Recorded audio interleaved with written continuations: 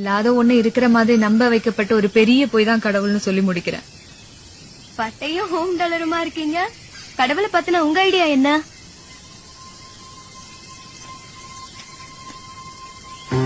கடவுள் பத்தி ஒவ்வொருத்தருக்கும் ஒவ்வொரு புரிதல் இருக்கும். என்னோட புரிதல்ல இருந்து வேணா ஒண்ணு சொல்றேன், உங்களுக்கு புரியுதான்னு பாருங்க. நாமெல்லாம் மிருகமா இருந்தப்போ உணவும் இனப்பெருக்கவும் மட்டுமே தேவையா இருந்துச்சு. அதுல கொஞ்சம் மிருகங்க சிந்திக்க ஆரம்பிச்சிருச்சு. அப்படிப்பட்ட மிருகங்களுக்கு மனுஷங்கன்னு பின்னால பேர் வச்சுக்கிட்டாங்க. அந்த மனுஷனுக்கு மிருகங்கள்ட்ட இல்லாத பேராசை, பொறாமை, போட்டி, வஞ்சம்னு நிறைய குணங்கள் சேர்ந்துருச்சு. மனுஷங்களோட மனசும் நிம்மதி இழந்துருச்சு.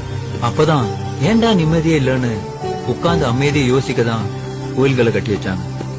உட்கார்ந்து ஒழுக்கமா யோசிச்சவங்க நிம்மதியை கெடுத்த தேவையில்லாத குணங்களை உதுத்து விட்டுட்டு கடவுள் நிலையை அடைஞ்சாங்க.